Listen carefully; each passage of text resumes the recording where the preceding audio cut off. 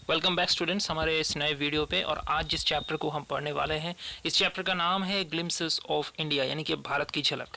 तो ये आज हम पढ़ेंगे पहला part, A baker from Goa. इससे पहले हम बता दें कि दूसरा और तीसरा पार्ट जो है कुर्ग और टी फ्रॉम असम। कुर्ग को लिखा है लोकेश सैपरोल ने और टी फ्रॉम असम को लिखा है अरूप कुमार दत्त ने, जो कि हम पढ़ चुके हैं, ऑलरेडी वीडियोस अपलोडेड है, आप ज़रूर ये देख चुके हो। अब baker from Goa Lucio Rodriguez का लिखा हुआ टेक्स्ट है, तो इसको आज हम पढ़ेंगे एकदम शुरू से। बिफोर यू रीड, पढ़ने से पहले activity discuss in class. What images of people and of places come to your mind when you think of our country. यानी कि जब आप अपने देश के बारे में सोचते हो, हमारे देश के बारे में सोचते हैं, हम भारत के बारे में सोचते हैं, तो कौन कौन से छवि, कौन कौन से लोग, कौन कौन से जगह की याद आपके मन में आता है। What parts of India have you lived और visited.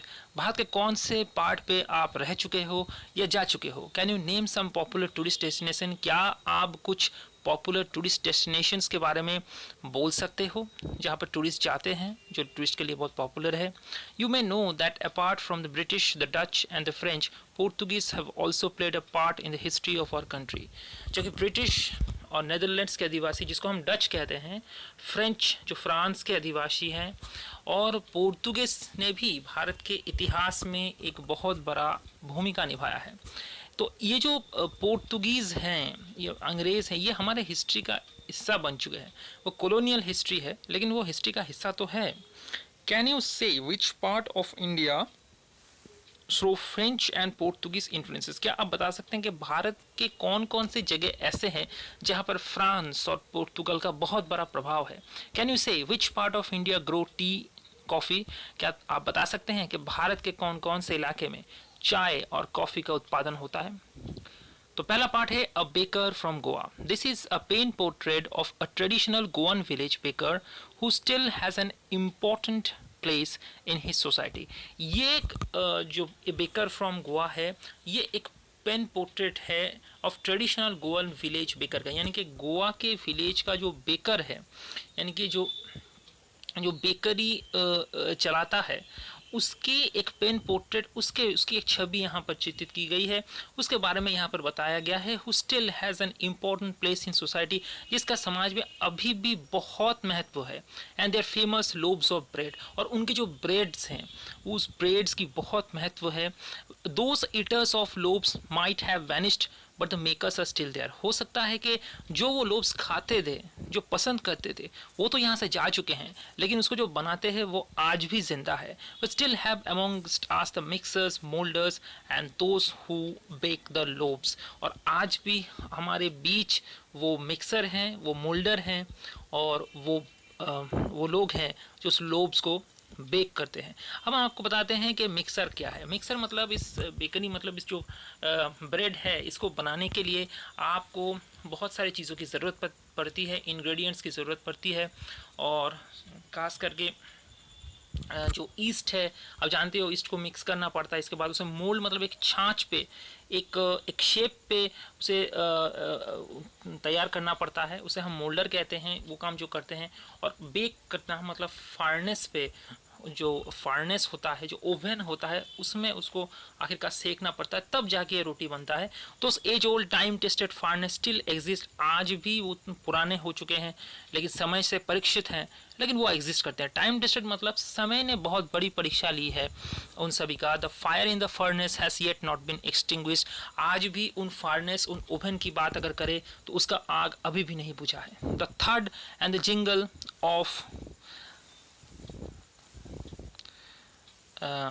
of our elders are often heard reminiscing nostalgically about those good old Portuguese days. The Portuguese, मतलब यहाँ पर एक चीज़ बताया गया है कि जो जिंगल या जो थर्ड था, जिंगल और थर्ड की बात अगर करें तो जो मतलब जो बेकर आता था रोटी लेके बेचने के लिए, उसके हाथ में एक बहुत बड़ा डंडा रहता था, और उसके साथ जिंगल मतलब जैसे पायल की एक झनकार होती है ना, वो झनकार करने वाले जो उस तरीके के ऑर्नामेंट्स होते हैं वो लगे होते थे। और फिर जब वो उस उतनी बड़ी जो लाठी है उसको मारता था ज़मीन पे, तो थर्ड के साथ जब मारता था उसमें एक धप सा आवाज़, उसको हम थर्ड बोलते हैं, और फिर एक झुनझुना सा आवाज़, उसको जिंगल बोलते हैं। तो ये आवाज़ आता था, तब हमें पता चल जाता था कि वो रोटी जो है वो लेके आए हैं, ब्रेड जो है उसको लेके आए हैं। ठीक है, अब चलते हैं आगे। तो our elders are often hard reminiscing nostalgically about those good old Portuguese days, the Portuguese। यानी कि हमारे जो एल्डर्स हैं वो लगभग हर समय ही जो पोर्तुगीज़ के ज़माने की जो बातें हैं उसको याद करते हैं, और वो अच्छे पोर्तुगीज़ के दिनों की बात करते हैं।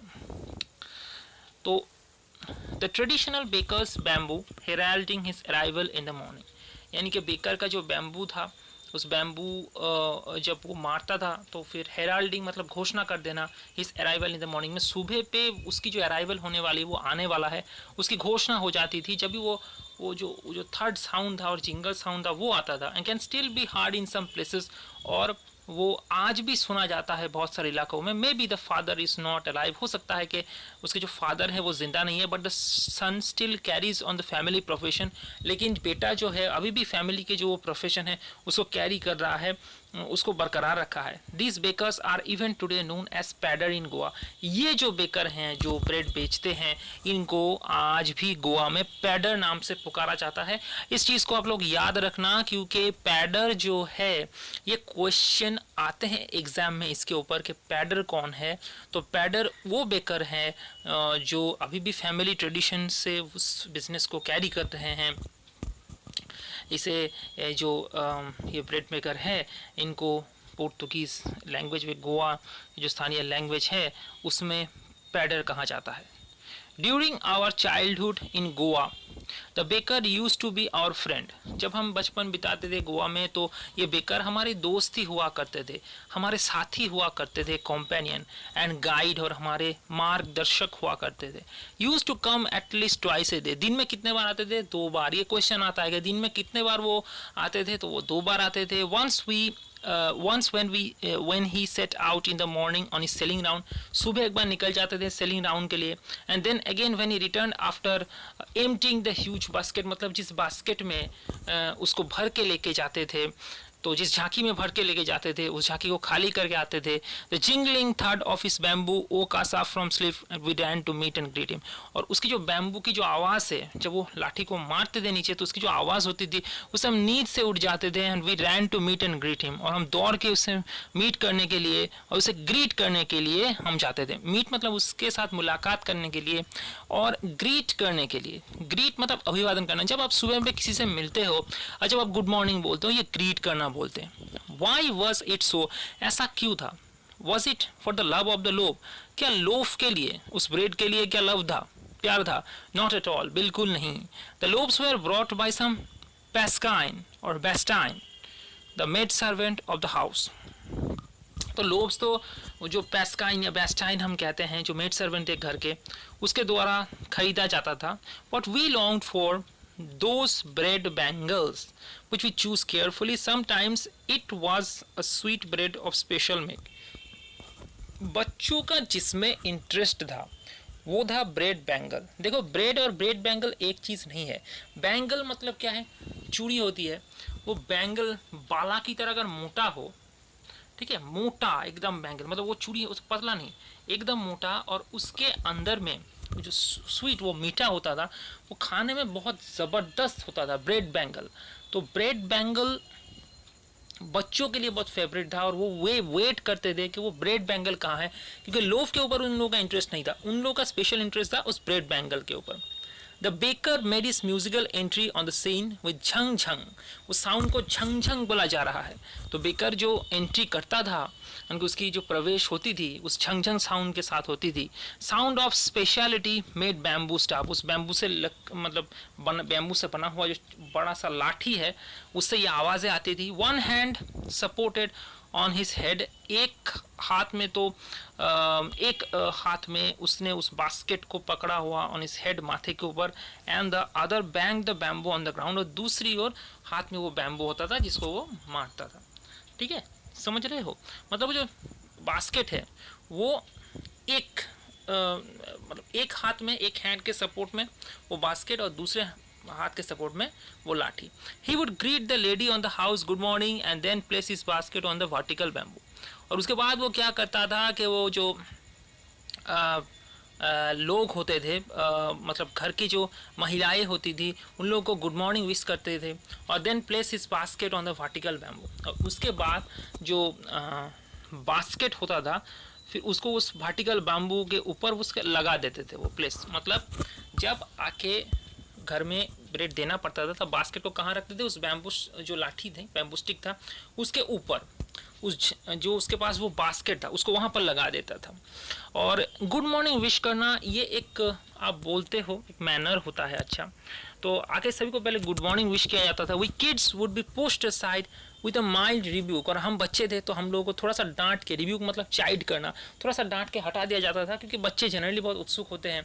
धक्का मुक्की होगी तो उसको हटा दिया जाता था बच्चे को पहले. And the loaves would be delivered to the servant. और वो जो लोब्स थे वो लोब्स को दे दिया जाता था सर्वेंट को, जो नौकरे हैं उनको दे दिया जाता था. But we would not give up. लेकिन हम फिर भी हार नहीं मानते. We would climb a bench और parapet and peep into the basket. हम बेंच या पैरापेट पे चढ़ जाते और हम बास्केट पे झांक के देखते. I can still recall the typical fragrance of those clothes. आज भी मैं, अभी भी मैं याद कर सकता हूँ जो लोब्स थे उसके जो स्मेल था, फ्रेग्रेंस था, ठीक है, उसका स्मेल अभी भी मुझे याद आता है. Lobes for the elders and bangles for the children. तो लोब किसके लिए, एल्डर के लिए, और बैंगल किसके लिए, बच्चों के लिए, चिल्ड्रन के लिए. Then we did not even care to brush our teeth or wash mouths properly. और जब इसमें हम लोग का इतना इंटरेस्ट था कि हम ब्रश भी नहीं कर, दांत हम ब्रश नहीं करते थे. मतलब इतना हम लोग को जल्दबाजी रहती थी. और वॉश आवर माउथ प्रॉपरली हम मुंह नहीं धोते थे. एंड वाई शुड वी, और क्यों धोए. Who would take the trouble of plucking the mango leaf for toothbrush. तो यहाँ पर एक चीज़ बहुत अच्छी तरीके से समझ लेना चाहिए. बच्चे की जो छोटे से बच्चे हैं उन लोगों का ये लॉजिक है कि वाई शुड भी हम लोग को क्यों करना चाहिए. Who would take the trouble of plucking the mango leaf for the toothbrush. मतलब टूथब्रश की जगह पे मैंगो लीफ को तोड़ना, उसका ट्रबल, उसका तकलीफ कौन लेगा. And why was it necessary at all. और ये ज़रूरी भी क्यों है. The tiger never brushed his teeth. कोई जो टाइगर होता है वो तो कभी अपना दांत को ब्रश नहीं करता. Hot T could wash and clean up everything so nice left out. गर्म चाय जब पिया जाएगा तो ही दांत पूरी तरीके से धुल जाएगा. ये तो छोटे बच्चों के हिसाब से ये लॉजिक था. अब हम चलते हैं अगले पोर्शन की ओर. Marriage gifts are meaningless without sweet bread known as बॉल. यहाँ पर हम एक चीज़ बता देते हैं कि मैरिज गिफ्ट यहाँ पर मतलब ये है कि शादी में जो गिफ्ट्स दिए जाते थे वो स्वीट ब्रेड के बिना तो अधूरा था. इस स्वीट ब्रेड को बॉल कहा जाता था, BOL. आपको ये याद रखना ही है. यहाँ पर पूछा जाता है कि उस जो प्रभाव है इस गोवन विलेज में, इस ब्रेड की प्रभाव कितना है. तो उस गोवन विलेज में उस चीज़ का प्रभाव दिखाने के लिए जो तीन टाइप का इस्तेमाल होता है इस ब्रेड का, उसको आपको बताना पड़ेगा. तो पहला आप चीज़ याद रखना, marriage gifts are meaningless without the sweet bread. मतलब इस मीठा ब्रेड के बगैर मैरिज का गिफ्ट तो अधूरा ही है. इसे बॉल कहा जाता है, BOL. जस्ट अ पार्टी और अ feast loses it's charm without bread. किसी भी पार्टी में, किसी भी भोज में अगर ब्रेड नहीं दिया जाता है तो उसका तो चार्म ही खराब हो गया. तो ब्रेड मस्ट है वहाँ पर. Not enough can be said to show how important a baker can be for a village. तो बेकर गांव के लिए कितना important था यही से आप पता लगा सकते हो. The lady of the house must prepare sandwiches on the occasion of daughter's engagement. जब डॉटर का एंगेजमेंट होता है, एंगेजमेंट, अच्छा एंगेजमेंट क्या होता है कि शादी से पहले, मैरिज से पहले जो लड़का लड़की है उसमें एक एग्रीमेंट पहले से ही हो जाता है क्योंकि वो एक प्री कॉन्फर्मेशन होता है मैरिज से पहले.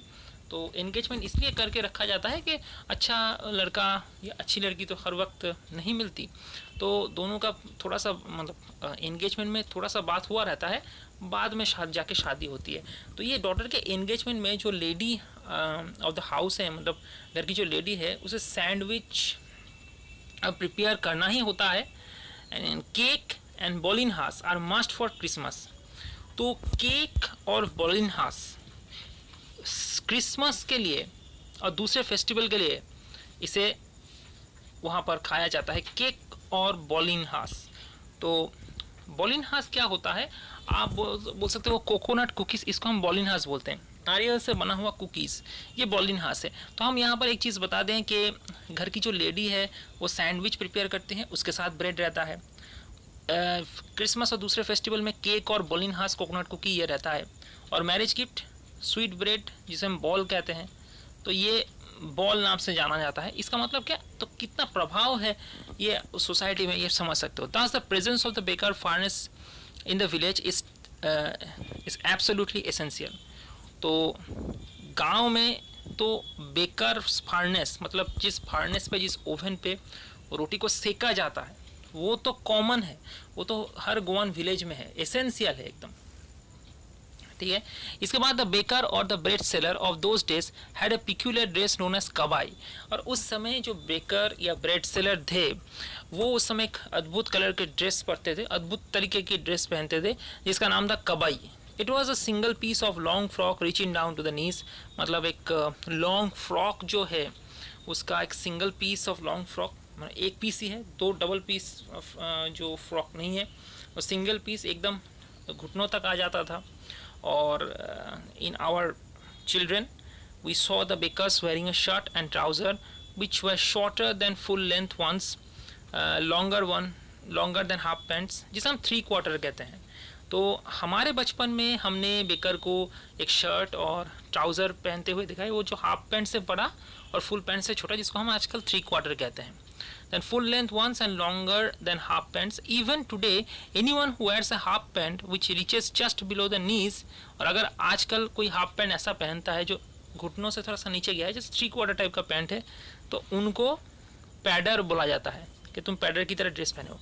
क्योंकि बचपन में जो यहाँ पे ऑथर हैं वो अपने बचपन में ऐसे ही देखे हैं कि शर्ट और जो हाफ पैंट से थोड़ा बड़ा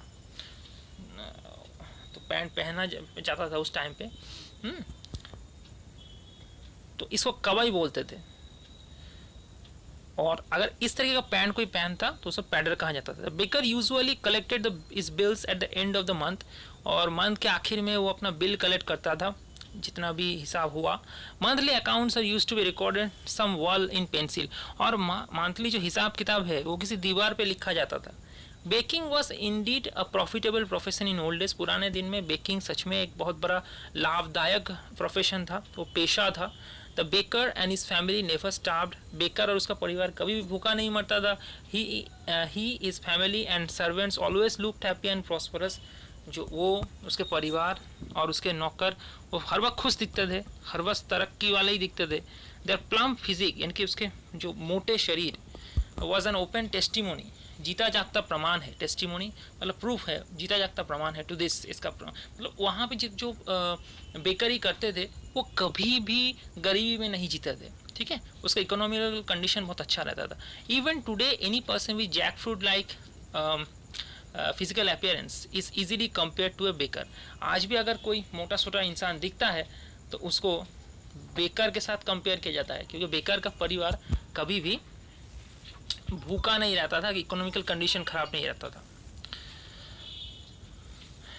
तो इसी के साथ ही हमारा जो ये टेक्स्ट है यहीं पर ख़त्म होता है। ओके, तो मैं आशा करता हूँ कि आप लोगों को समझ में आया होगा, और जितने भी जो क्वेश्चंस हैं वो अच्छी तरीके से आप लोग कर लेना, और अगर कोई सवाल है तो कमेंट बॉक्स पे नीचे पूछना। ओके, अब तक के लिए बस इतना ही।